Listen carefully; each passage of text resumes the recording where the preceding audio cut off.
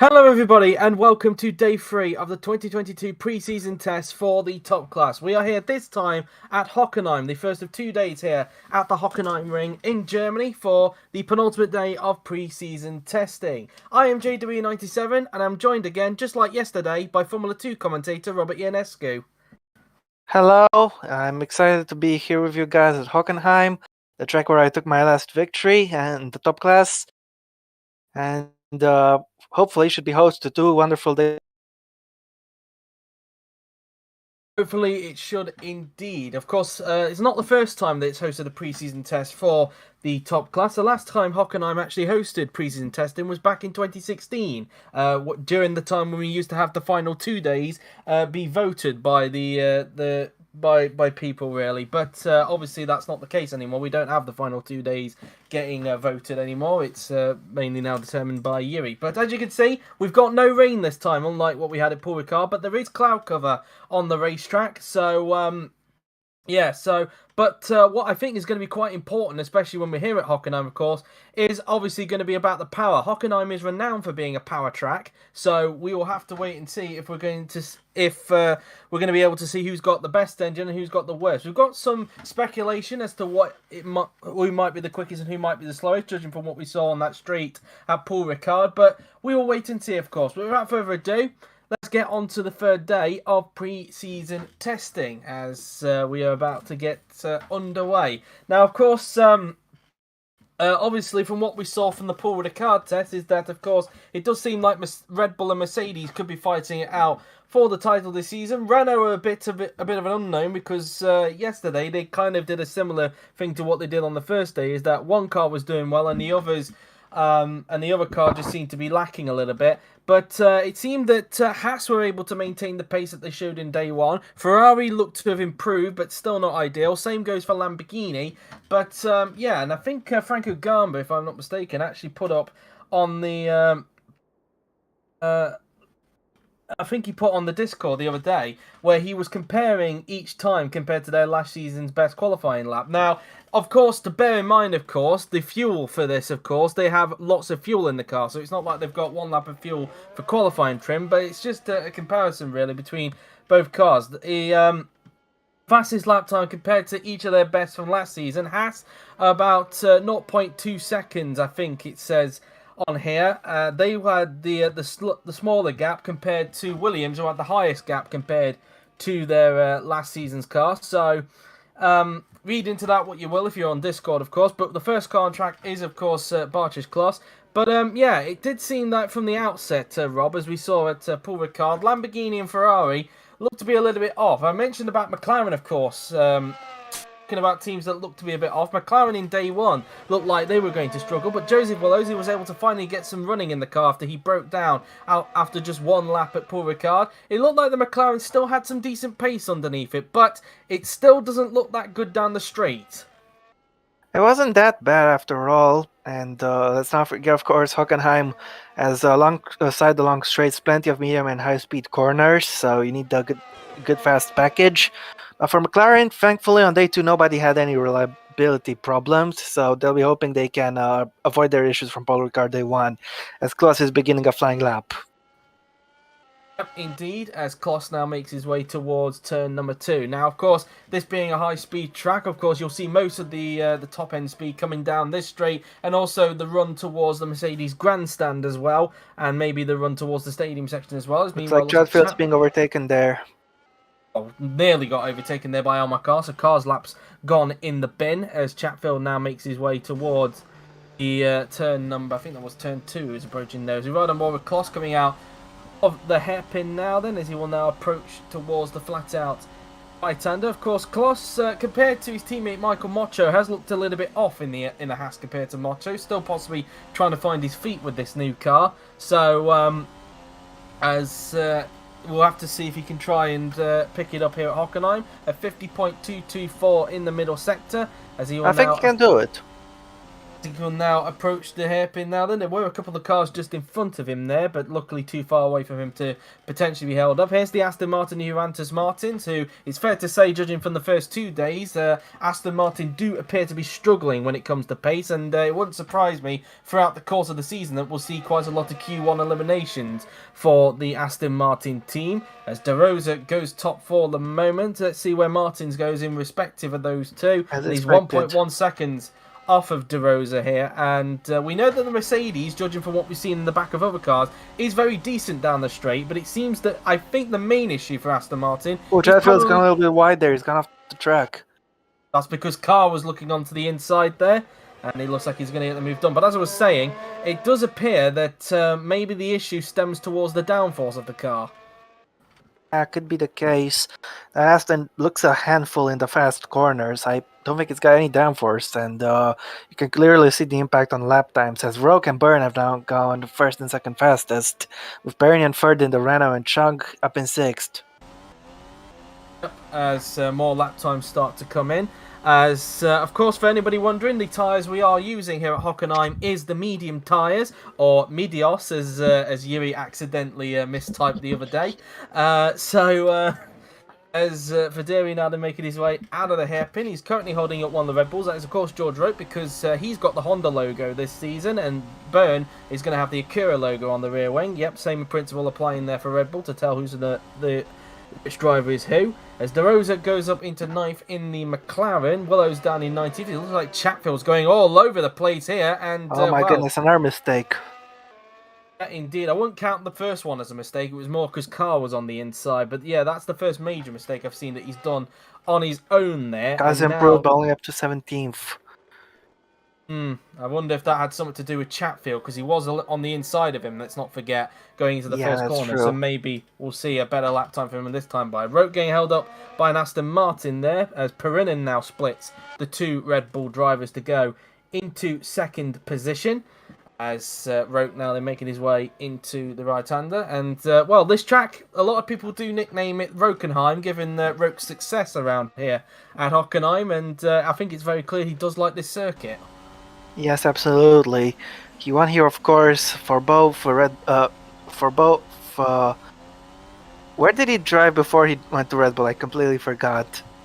But he won for Racing Point, yeah. And he won for BMW Sauber here as well, I think.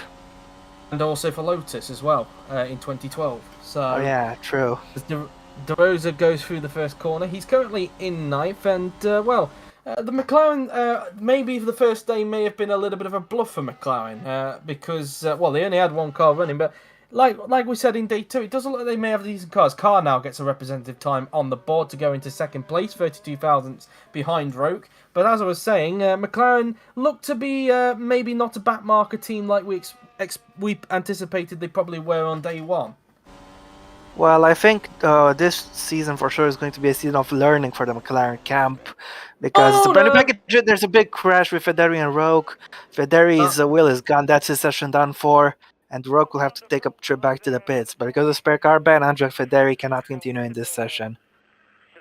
And it looked like Roke was a little bit too ambitious there to get by into the first corner there, and Roke will need to take a trip back to the pits. Luckily for him, he didn't lose a wheel, and yeah, I'd say that was a little bit ambitious for Roke. I think he was trying to back out, but it was too late, and at that point, contact was inevitable. Yep, and he will have to come back to the pits to get a change of front wing. But for Verderi, that's his session done with, because we do have a spare car ban in this, and Verderi will not be happy with Roke one bit. That is for sure. No, definitely not.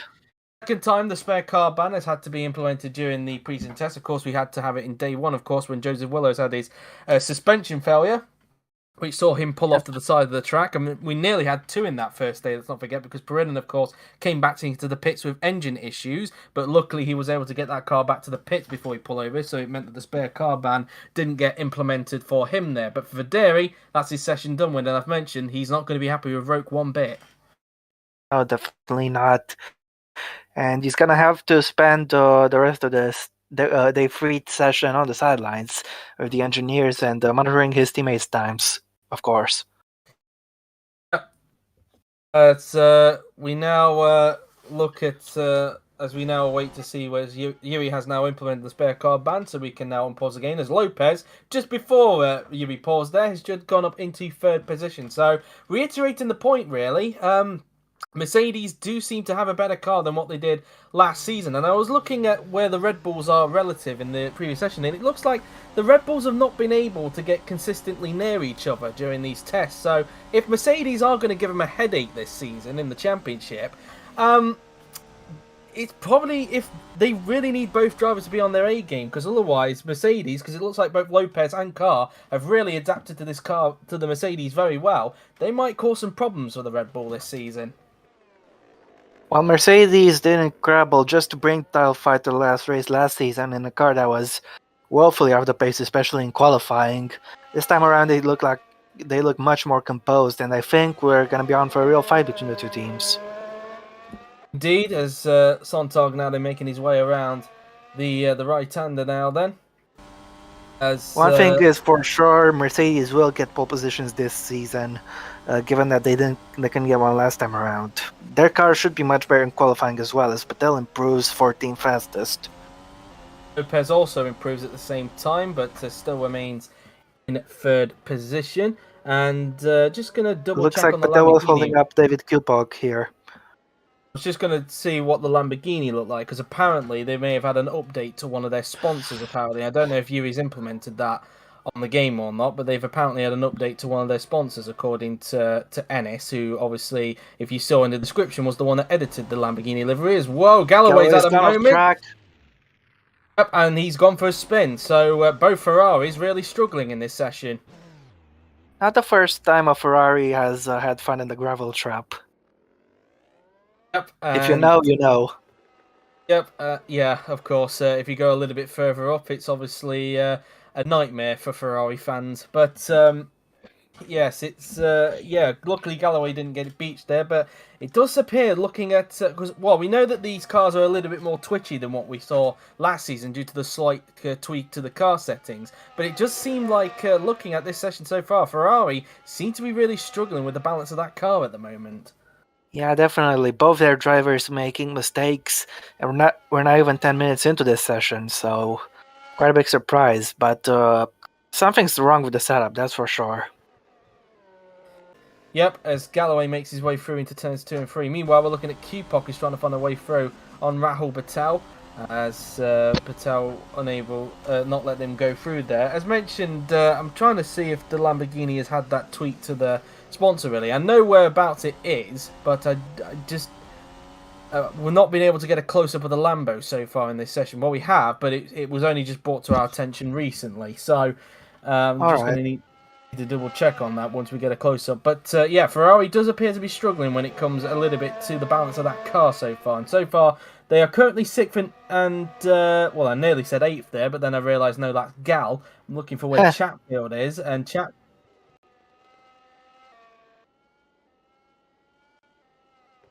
Okay.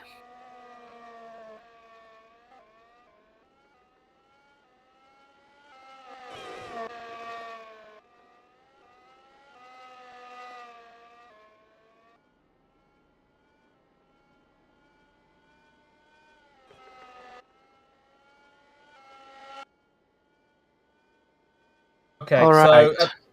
So the Lambo has not had the change just yet. It will be at the weekend when Newey does it, because he has to convert it to another file format, which takes some time. So he's going to have to do that at the weekend. But one thing I wanted to touch on, Haas aren't doing as well as yesterday, as Willows improves there to go 19th fastest, but also AlphaTauri are doing incredibly well at the moment, 7th and 8th, respect. Well, you say that, but Mocho is still in the top 10, of course, and, well, I would say yesterday him being in third was possibly a surprise, because in day 1 he was actually 7th, so I wouldn't say they haven't really dropped off from what they have done in the first 2 days, because Mocho is still in the top 10, but I think it's very clear that, just like we've seen for the previous 2 days, Kloss is still having to adapt to this car at the moment. Yeah, he's 6 times down on his teammate. Something's not working for him at the moment. Thankfully, it doesn't really matter if you're off in testing, because he still has time to rectify his problems and up his game. But I think one thing we can conclude is, one thing that we did take away from day two was the pace of the Alfa Romeo as I'll Quarg scan at the off the moment going track through. there, safe rejoin, however. Yep, Quarg having a moment there. But as I was just about to touch on, Alfa Romeo, I thought after day one they looked like they still had a decent car and looked to be fighting with the Lambos who looked to drop back. But in day two, it did look like they struggled a bit. Wilson was actually down in last after day two, and I would say actually, look on reflection, I did think they dropped back a bit, but were still quite decent compared to the 2021 car. But look on reflection after day two, I think they might have dropped back. I think they're roughly the same as they were last season, just a bit more inconsistent. As the two Red Bulls improve one after the other, Rogue's still fastest, but Byrne goes second. And on the topic of the Alfa Romeos, in this session at least, they're close to the Lamborghinis again. So I think they're just having some consistency issues, is all. Which was a bit of a topic for Alfa Romeo last season, as you may remember, because their car was probably the best in the midfield, it's fair to say. Even got onto the Last front season, row once, so yeah.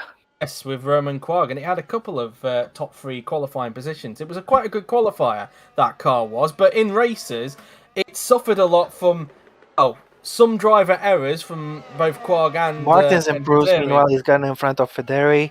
He's got 18th fastest. You have Griffiths. As I was saying, Quarg and Vaderi had some driver issues, but I think the main issue for Alfa Romeo last season was that reliability, and it meant that as a result, that allowed Aston Martin to finish in front of them in the constructors. Yep, totally right. And so far they haven't had any problems. They'll be hoping they got the better on those. But I'll have to wait and see because it's going to be a long season. Chatfield, meanwhile, improves, goes 7th. Roke improves yet again. He gets into 1 minute 10s. Yep, so Roke's still enjoying this track, and earlier on we were touching about how the Red Bulls have not been able to come close together so far on the results screen. Well, it seems now they're starting to do that, because it is now a Red Bull 1-2 followed by a Mercedes 3-4 at this stage, as Roke is actually coming back into pace. So that was problems for one of the Ferraris. That's a Braking brake problem. failure. It's Chris Chatfield that's got a brake problem now. Can he get it back to the pits in time, or will he pull over? Because if he does pull over, that will be his session over, as his teammate Galloway does not improve. But I bet he's going to be a little bit concerned about that, as he's actually coming into the pits at the end of this lap. I guess they'll be wanting to check his brakes to see if they're okay. But can Chatfield make it back to the pits with his problems? Because if he doesn't, then that's going to be his session done with because of the spare car ban. Does so appear to be terminal right now. Well, he's still going at the moment, but you never know with the Grand Prix 4. The car could conk out at any moment. But Chatfield trying to limp it back to the pits as best as he can, as he now makes his way through into the left-hander now. Then he's not that far away from the pit entrance, so I think he's going to make it. But we will see, of course, unless it So he conks can out. still slow it down just fine, so the brakes haven't totally failed, and in it comes. So Chatfield will be able to get that repaired, and luckily his session is not over. He can get that repaired in the garage, as his teammate Galloway, as mentioned, is also coming into the pits this time by. Galloway in 6th, Chatfield in 7th. They're roughly around the same sort of position as they were on day 2. So maybe day 1 was a little bit of a calming session, but I would still say Ferrari are not exactly where they want to be, given where they left off last season. Well, if you are driving for Ferrari, you want to be battling with the Red Bulls, not with the Alpha Tauris. That is for sure. Yep, especially as people pointed out, both AlphaTauri and Haas have made leaps forward, especially Haas as well. I've put Haas in that bracket as well. Kupal goes 6th. Speaking of them battling the Alpha Tauris. Yep, he goes into 6th place there as Perinen tries to find a way through on that. Is Valdinger there, but Valdinger says no to that, so Perinen and Valdinger's lap getting compromised as a result. Of course, the two of them raced each other in GP2 back when it was known as GP2, and now they're going to be racing each other once again, though I think one is in a significantly better car than the other. I think I think we can agree on that. Yes, I think so far looking at the test, the Renault does have a good car, but I think looking at where Quarg is, I think the issue for Renault this season, as we pointed out maybe with Alfa Romeo, could be consistency. Yeah, definitely. They had some shaky moments, especially in practice sessions last season, but at the end of the day, when the car wasn't blowing up, it was a very, very good car. Indeed, as we ride on board with Q Puck, who's actually heading back into the pits This time by, as Q-Pop just making his way out of the left-handed hairpin for going in towards the final 2 corners on the racetrack and into the pits. He will now go. We look at Amelia Wilson now then, who's currently in 15th position, just in front of Barch's Kloss at the moment. Have a thumbs down there.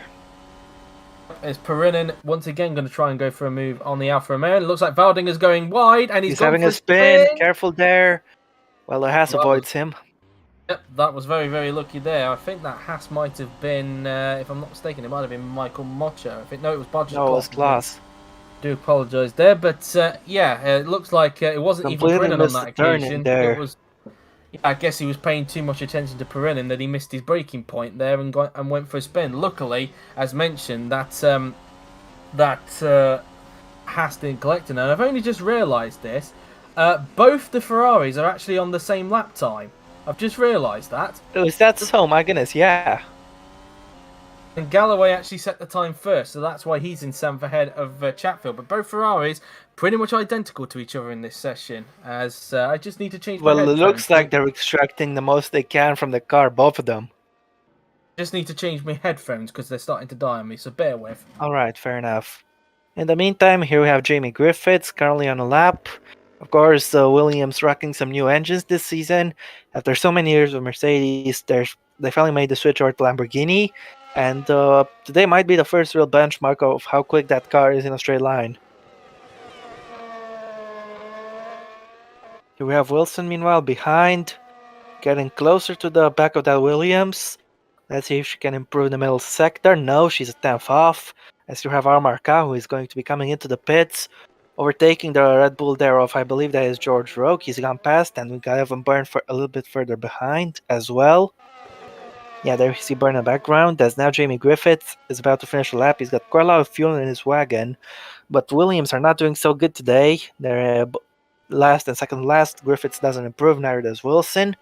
And yeah, 27 minutes to go in this session, of course. We'll be expecting Car to come in, but I think the battle lines are being drawn quite clearly. Red Bull and Mercedes are the 2 fastest cars. We just aren't 100% sure of the order. As Felix Sontag improves, he's 21st, but gets in front of his teammate, but still, Williams appear to be the slowest car today. It does appear so. I am now back with the headphones in place, and so far Griffiths the only driver at the moment to be over 2 seconds off the pace. And speaking of which, we're now looking at him right now as he's being chased down by one of the Alfa Romeos, as Griffiths now makes his way into the left-hander. As yeah, as you can see, you mentioned with Sontag's improvement, he is 3 tenths back from Vedere. He is. Whoa, Roque had a bit of a lock-up. He has actually. But get the engine difference between the Mercedes in the back of the Aston and the Lamborghini in the back of the Williams be significant, because Aston are clearly clear. No pun intended. Clearly clear of Williams today, at least. Yep, as I was just going to touch on there because Roque just made a mistake there. He was right behind an Aston Martin. I just hope Roque doesn't do the same thing to what he did to the other Aston Martin earlier on, as Quarg has a moment going through into the first corner as one of the McLarens goes on track, that being Joseph Willows, who's currently down in 19th. And so far, teammate De Rosa is currently in 11th, so we'll see if Willows can improve on that a little bit later, although he might be stuck behind Quarg. We'll have to wait and see on that. Quarg currently in 12th position, over a second off of George Roque at this stage. But yeah, as Griffiths is actually coming back into the pits this time by. I'm not really sure about the tyre wear around here at the moment. Of course, we are on the medium tyres, unlike the previous 2 days, where it was on those soft tyres, where we noted that the tyres would die out quite quickly. I don't expect that to be the case. Doesn't appear to be the case today, really. Valdingar might have another moment here. Yeah, he's being chased Marcus down by... improves, meanwhile, 16 fastest for him. The Alpha Tauri looks like it was trying to overtake Valdinger going into the stadium section there, as you saw on in the mirrors. Oh, it's not impossible. We've had it happen before. As Valdinger now then making his way onto the straight, as now Q-Park, is he going to try and get by him into the first corner this time? Nope, can't get it done. And once again, it gets held up. Q-Park currently 6th in this session, and well, I guess some very some smiles at Alpha Tauri, given what they went through last season. But again, I've noticed that Q-Park and Gal have not really reacted to their pace so far. They've been kind of quiet when it comes to this, so Of maybe course, keeping in them. a preseason, it is usual for some teams to go on glory runs and thus not be that excited about doing well in the standings. But I think the space AlphaTauri's got is definitely no bluff. They're looking much, much better than last season. After all the pain they went through in 2021, they're finally getting themselves a good car, and I think they'll be delighted with that. I think this is the best, definitely the best ever AlphaTauri, and probably the best Faenza car since 2008, I think. Or maybe indeed. I mean, you have to remember back in the 2008 season in this series, they actually finished fourth in the constructors' championship. So, who knows really if they are competing with Ferrari and Lambo, maybe they do have a chance of replicating that same result in the constructors' championship. We Could will be a see. case. Galloway, Well, meanwhile, Gallo, improves, so he and his team are no longer level. he's in P5 actually, is Galloway. So, are we starting to see a little bit more from the Ferrari here? We might we might very well be, as now we're looking at Laura Chunk, who is currently on an improvement. Through the left-hander she goes, picking on the front quite early on. And this section is extremely nice to drive through. Let's see if she can improve the middle sector here. Chung, yes she can, this is a massive improvement. She could climb up into a top 10 with this, maybe even a top 8. 3/10 down in that middle sector. I would say maybe roughly around about where Cupock and Chatfield are, but we'll wait and see. Could be the As case. she now makes her way through into the final two turns, and the camera rudely cuts away there as Galloway now then goes around the right As she hander. should cross the line right now, yeah. Yeah, she is roughly around where Cupock and Chatfield is, so that's that. That doesn't appear to be that bad. Galloway only a few hundredths of a second down on his personal best, which he set a lap ago. So these stars are holding up quite well. Definitely much better than what we had in France. Well, they're obviously medium tyres, of course. It's just a case of how much degradation these medium tyres have. As Chung is actually up again in the first sector from the looks of it. Or But Gal does she not improved, have- but he stayed in 14 fastest. Yep. As one of the Red Bulls, that being George Roke, is coming behind. So far, 4 cars currently in the pit lane, which is Gal, Quarg, Valdinger, and Videri. So we've made that 5 now, because I think Mocho's just coming Zonta to the pit. improves yet again, 21st though. Of course, Videri is not going to be coming back out for the remainder of the session because, of course, he had that accident with George Roke earlier on in the session. So he's not coming back out for the remainder of this. So with just under 22 minutes to go, this is what the leaderboard currently looks like. In fact, I'll wait because Chung is actually up on her personal best. In fact, The Ross DeRosa goes up, improves, he gets into 11th fastest.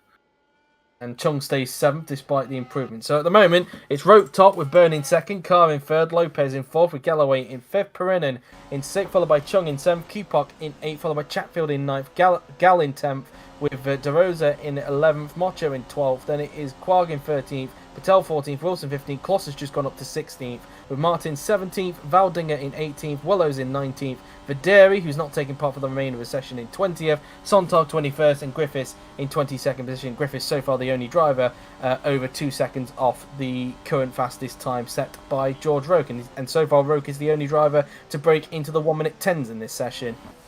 On the topic of Aston Martin, I'd like to touch on their, I guess you could say, rivalry with Williams.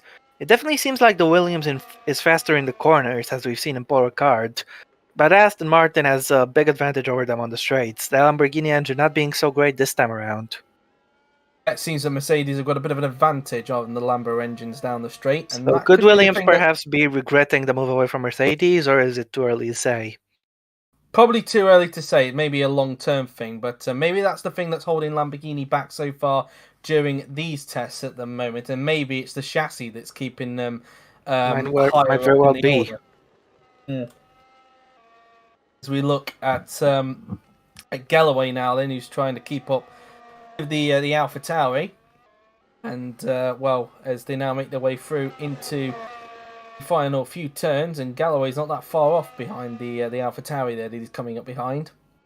As we have just over 20 minutes to go, Galloway does not improve and stays where he is at the moment, which is P5. So far having a very good session in that Ferrari, although his teammate Chatfield is so far down in 9th position. Of course, he had to come into the pits a little bit earlier on because of a brake issue. So maybe a cause for concern for Ferrari. Maybe they could maybe suffer from a bit of reliability issues during the season. Who knows? I think every single team has to be wary of that. The cars are a little bit different. They are somewhat harder to drive, of course, but it depends how hard you can afford to push on them, of course, because obviously you haven't had any races so far, so nobody's going all out. Nobody's fully in race trim, but we've had some failures in testing, and that's surely going to be worrying for a few teams.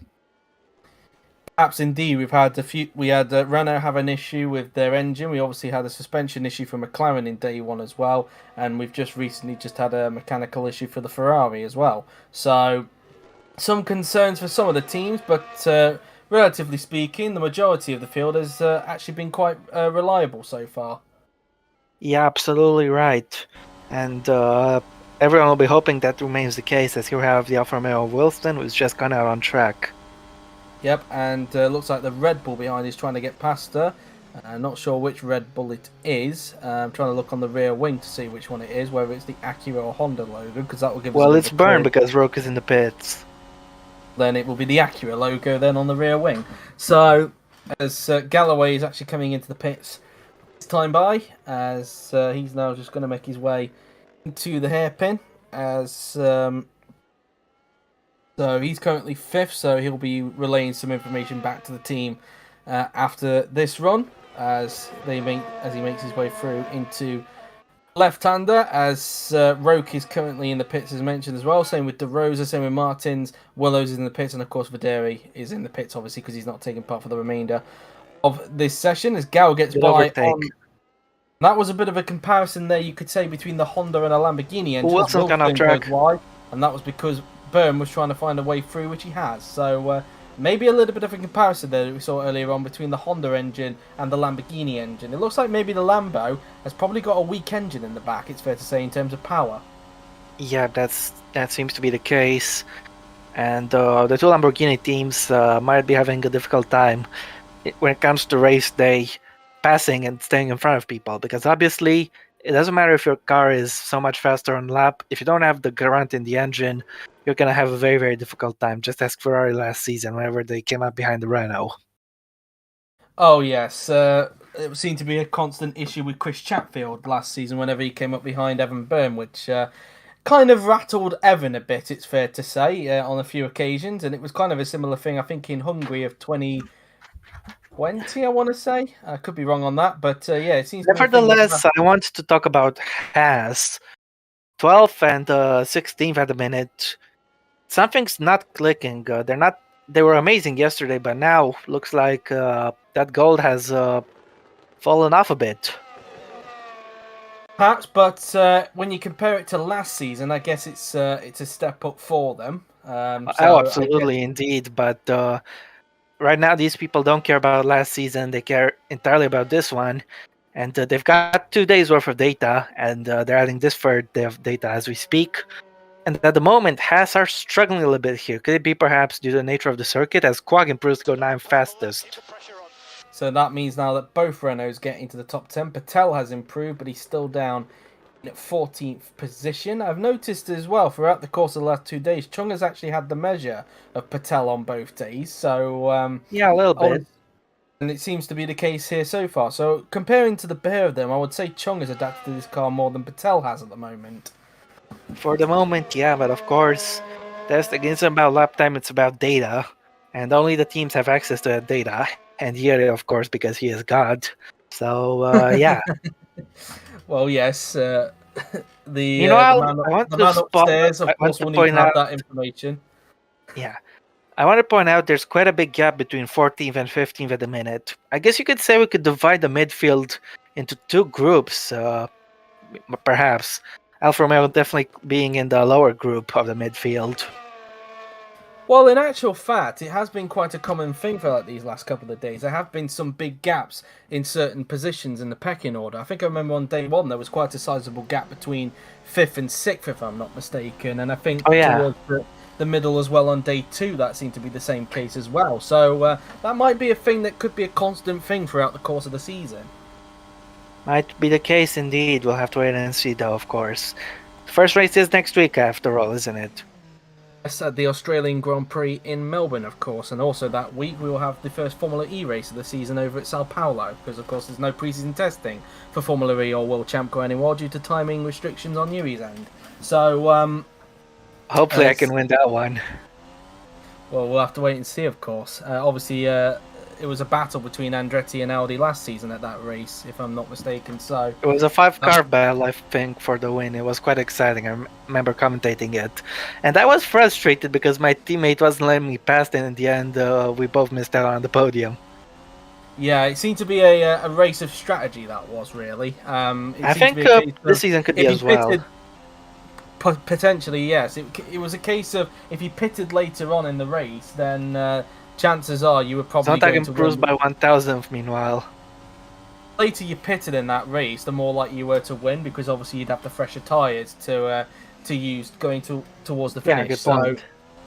And I do remember the Audis pitted earlier than the Andretti's, and that ultimately cost them the race in the end. Yep, I was in second. I was catching to my teammate Androli, but he didn't let me pass, and as a result, I got overtaken by Jackson and by Mocho, and they made their way through no problem past Santino as well. And Jackson's going to be your teammate this season at Audi. Yes, I know.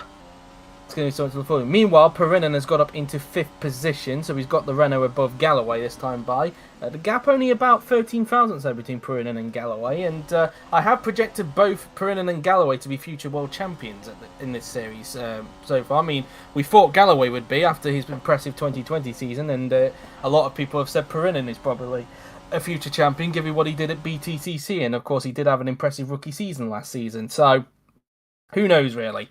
But I think he should focus on getting his first win first of all. He is a very talented driver, but never know how long it'll take for you to win a championship. You just need to get in there and build yourself a foundation, like so many other champions did. Lopez, Gamba, even Holst, for instance. You need to be a proven race winner first, and I know Pernin has capability to win races. He might even win a race this season or two. We'll see. It looks like Willow's got held up on that pit entrance there, and so far still down in 19th, so it appears that he might be having the struggles that De Rosa had. Seems he's going to be held up once again. There's a car who just got out of the pits in front of him. It's an Aston Martin. And of course, it's the Martin's Aston Martin because Federi's is not in the session anymore. Yep, and just trying to look at the speed comparison between the Beamer and the Mercedes. It gives us a good idea of how this is, and he's able to tuck into the slipstream quite well in the Aston. He's maxed out at 320, which is exactly 100 miles an hour, of course. Bearing in mind that was with slipstream as well, because we did see him close up to the Aston Martin in front, so that's obviously something to bear in mind there, to see how quick this BMW is in a straight line. And of course for BMW, this will be their home race, of course, when we come back here for round 6. So McLaren will look to try and have a good race for BMW at Hockenheim, as Galloway now trying to find a way through on time. Oh, everybody's maxing out at 320, he told us. So for tomorrow, the gear ratio will be increased. Okay, yeah, Yuri's just said that he's going to be increasing the gear ratio for tomorrow, because it seems that everyone, for some reason, is maxing out at 320 for whatever reason. So that's obviously something to fix there. Clearly something wrong with the gear ratio, so that's obviously something to look at for tomorrow. Especially when a couple of reserve drivers are in the car, the likes of Robert Ionescu, and we are aware that Florian Volker is going to be making an appearance tomorrow in a Lamborghini, so it'll be the first time we'll be seeing Volker in a top-class car since he won the championship back in 2018 in the Mercedes. So, of course, he's the Lamborghini tester, reserve driver, I should say, and there could be a couple of more that gets announced very soon, because there has been some interest for Williams and even Haas to potentially have reserve drivers for tomorrow, but we'll wait and see if that one ends up happening for tomorrow. So yeah, Yuri said once he sorts out that gear ratio, that should then give us a better indication as to who's got better straight line seats. So clearly today that's not going to be the case as the dog commentator decides to go off in the background. So looks like today's data might be a little bit skewed by this gear issue. So don't take everything for granted here. Things could look wildly different tomorrow in the straights, and this is clearly harming the teams that have a better engine, because it masks they can't use the full power of that engine because of the gear ratios. So once that's fixed tomorrow, I expect the teams with better engines to do even better. As Galloway now then is just coming out of the middle sector now then, and he's 1/10 off his personal best in the middle sector. Q-Pot just starting a lap as he makes his way through into the first corner. Currently in 8th position, teammate Gal in 11th position. I think that's the first time we've seen Q-Pot actually outpace Gal in a testing session, because I think the first 2 days Gal actually had the measure of Q-Pot. Let's see what his first steps is like compared to his personal best, and he's 1/10 down on that personal best as we have just under 10 minutes to go in this session as Griffiths improves, but he's still over 2 seconds behind Roke. Yeah, he's definitely struggling a little bit in that Williams, and another season of this will probably be another season to forget for the Grove outfit. Byrne just actually passed one of the Williamses, speaking of which, going into the first corner, but it wouldn't have mattered too much anyway, because Byrne is actually coming into the pits at the end of this lap. Q-Pot now then approaching the end of the middle sector, and he's exactly 2/10 down on his personal best in the middle sector that time by, so I guess for him this is just basically either a race run or a mileage run for him on this occasion. Yeah, definitely so it seems. As I have to say, this day 3 test has gone by quite quickly, hasn't it? We're only 9 minutes left in the session. Yep, as Q-Pot just comes out of the first corner. And We'll let the dogs out, the people are saying in chat. yeah, because of the dog commentator, it seems ever since we've done commentary for the top class, the dog commentator seems to be a regular occurrence for me. So yeah, that we gave the name dog commentator ever since one of my dogs decided to bark during the commentary session and seems to continuously do it on occasion. So yeah, Yuri gave the name dog commentator. So. Well, not much to report on the screen. How about, you were mentioning earlier that lap time difference compared to last year's quality lap for each team. Do you mind if I go through all of them? Or Yeah, go on. Alright, so Haas are just 3/10 slower. They've lost the least time from quality last season to testing yesterday at Polar Guard.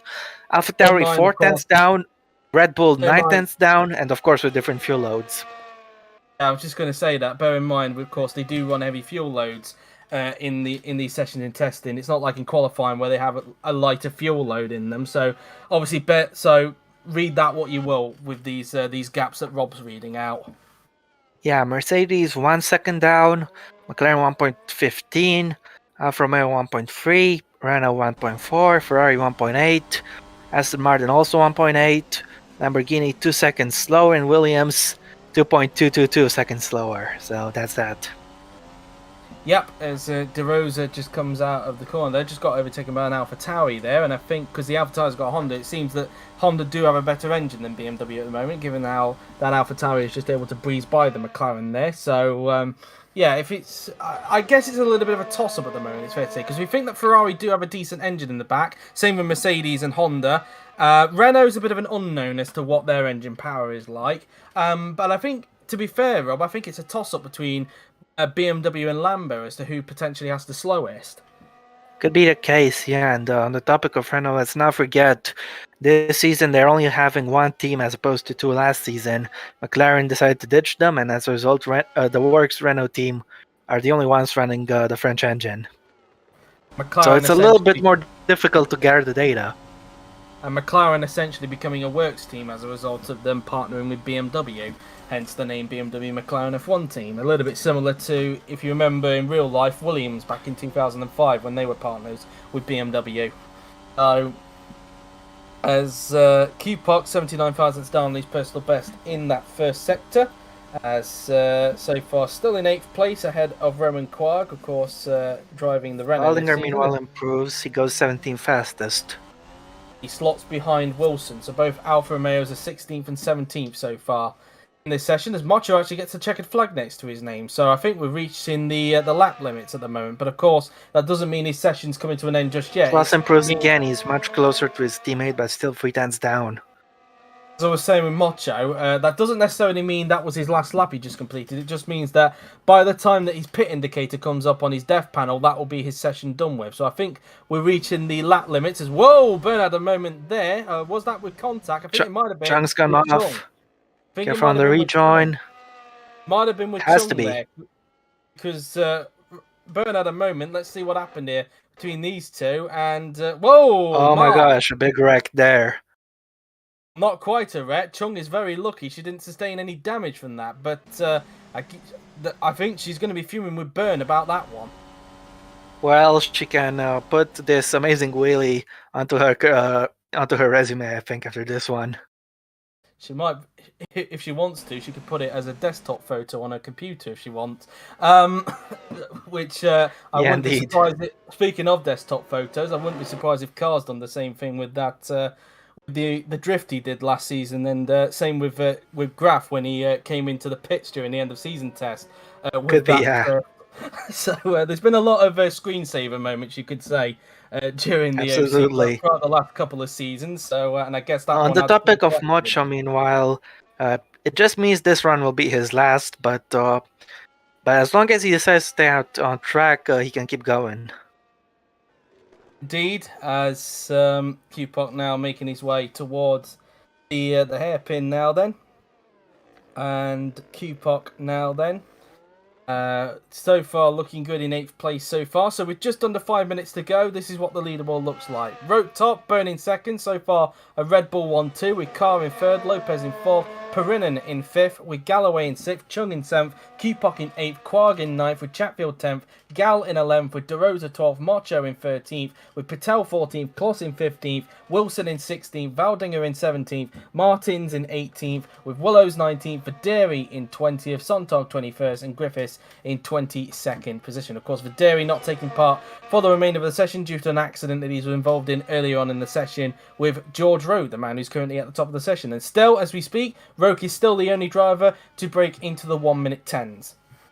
I expect a lot more people will break into 1 minute 10s tomorrow, given that the engines won't be restricted anymore tomorrow. The gear ratios should be fixed. Should be, indeed. In theory, they should be. That's what Yuri has said, but we'll wait and see when but we then get again, there. of course, because of this engine issue, does mean today's times might not be fully representative. Yeah, indeed. We might have to see that.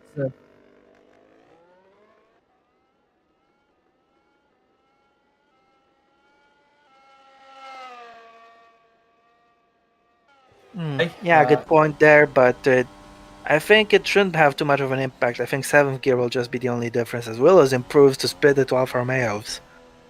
Yep, he goes up into 17th, so 12th and 17th for the McLarens, as Perinen had a moment going over the curb there, coming out of the section where the Mercedes grandstand is, as he now makes his way into the stadium section, loosely filled with a lot of fans, but during practice sessions on Grand Prix 4, those fans disappear for this, because that's how it works really, because obviously for testing we use a practice session to simulate a test session. Lopez has now got the checkered flag, same with Q-Puck and Sontag. Again, that doesn't mean their session is over, it just means once they get the pit indicator on their dev panel, that will be their session done. Lopez has come into the pits though, so his session should be over.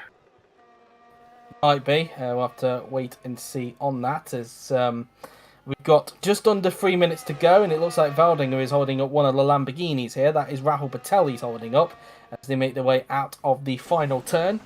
And both of them, of course, obviously coming off the back of two good seasons at Uni Virtuosi in the feeder series, of course. I mean, Patel, when he came to the top class, raced at Uni Virtuosi in 2020, and then Valdinger has just come up to the top class this season. He happened to be driving a Uni Virtuosi last season, hence why we've got a bit of a nickname with the Uni Virtuosi. You know, in real life, how Prema get hit with the name Prema Tax. Well, over in the OC, you could argue we have Uni Virtuosi tax. So, yeah, all right, fair enough. Bit of a nickname there, but anyway, I think we're going to ride on. Let's not forget Pernian drove for Uni Virtuosi as well. That is true indeed, and he made it up into the top class as well the season after. But anyway, as Q-Puck now then, as we're going to ride on board for the remainder of the session, does not improve on that occasion. Perinen doesn't improve, Gal doesn't improve, Galloway doesn't improve, Chatfield, who's currently in 10th position, no improvement for him. Griffiths starting a lap to see if he could try and get under 2 seconds behind this man that we're riding on board with, George Roke, as he just rounds the final 2 turns On the racetrack now then, Roke coming down the straight and across the line he will go, and he does not improve. He stays on a 1 minute 10.977. Valdinger now then, across the line will come the Hungarian, no improvement, same for Patel. Willows now then, looks like the two-time champion is not on an improvement in the McLaren BMW, as he now comes out of the final turn onto the pit straight. He will now go, he crosses the line and he does not improve. Kloss crosses the line, Kloss. For him. Quag around the final turn goes the Frenchman. He's currently in 9th position, so again a bit of an unknown when it comes to Renault's pace. He stays in 9th after that lap. Here comes Evan Byrne, currently in 2nd place and stays 2nd for the time being. Carr will get one more flying lap in before the session is done. Wilson's session is done for the day. Martin crosses the line. He'll get one more lap in. Q Park, is he going to do one more lap after this lap, or is he going to come into the pits after he's completed this lap? Across the line he goes, and he's coming into the pit. So Q-Pop session is done with Perinen. No improvement for him in the Renault. Gal doesn't improve, nor does Galloway. Galloway's coming into the pit, so he's done for the day. Here goes Chatfield. And he doesn't improve. Griffiths goes up to 21st. So finally, all the drivers are now within 1.7 seconds of each other. In fact, Griffiths actually jumped in front of Sontag there, so he was holding some lap time back as a result. So anyway, Roke across the line, no improvement. Valdinger goes in. 10. And that will be Roke's last lap, of course, in the car in the pre-season. 5, 4, 3, 2, 1, and 0. Checking flag is out. That's the end of the session. Patel was the last car to cross the line there. As we now look at Willows, who crosses the line in the McLaren, does not improve and stays down in 17th position. Quite done for the day. As we now look at Byrne, final lap for him as he comes out of the final turn and onto the pit straight now. Then he will go, and Byrne does not improve. Carr comes around the final corner himself in the Mercedes as he now makes his way across the line, no improvement, and stays in 3rd position. De Rosa just getting some mileage, and Martins improves to go 15th, so he just gets that is an amazing lap. Time for him there. Perinen now then coming around the final corner, but I think that was De Rosa there just coming into the pits. As Perinen across the line goes to Spaniard, no improvement. In fact, it was Q-Puck, it wasn't a McLaren at all. As now we look at Chatfield. Out of the final turn, onto the pit straight he will go in the Ferrari, no improvement. Griffiths, no improvement for him. Roke on his final flying lap for testing, because of course he's handing the keys over to Robert Ionescu tomorrow for day 4. As now Roke now then comes down the pit straight and across the line he will go, and he does not improve. Here comes Vettel. I'm not sure which Lamborghini driver is making his way, making their way for Florian Volker tomorrow. Patel doesn't improve, and that's the session done with Roke top, Byrne in 2nd, and Carr in 3rd position. So overall, it looks like Red Bull and Mercedes once again showing they've got quick cars again. Yeah, absolutely. Though there are some surprises. AlphaTauri performing very well, has struggling in comparison to Paul Ricard. So a very entertaining session, I think. We had our own fair share of chaos as well, so I'm excited to see what tomorrow will bring with the gear ratios being fixed. Indeed so, and especially when we have a few reserve drivers out there as well, including yourself, Robert Ionescu, and of course Florian Volker in the Lamborghini, and there could be a couple more, particularly in the Williams and Haas. We'll have to wait and see, of course. We'll have to wait to see, of course, if that comes to fruition. But anyway, that has been it then for day 3 of pre-season testing. I have enjoyed it. Been a very enjoyable session, and no rain this time to interrupt proceedings, but hopefully the gear issue that we had today will get sorted for tomorrow, so then we can see a real comparison for the engine power of all 6 engine manufacturers. But until then, that has been it. We will see you guys tomorrow at the same time at 4:30 PM BST for the final day of pre-season testing here at Hockenheim. But until then, guys, that has been it. I hope you have enjoyed it. Thank you all for watching. I'm JW97. He's been Robert Ionescu, and we will see you tomorrow for the final day of pre-season testing. See you later. Bye.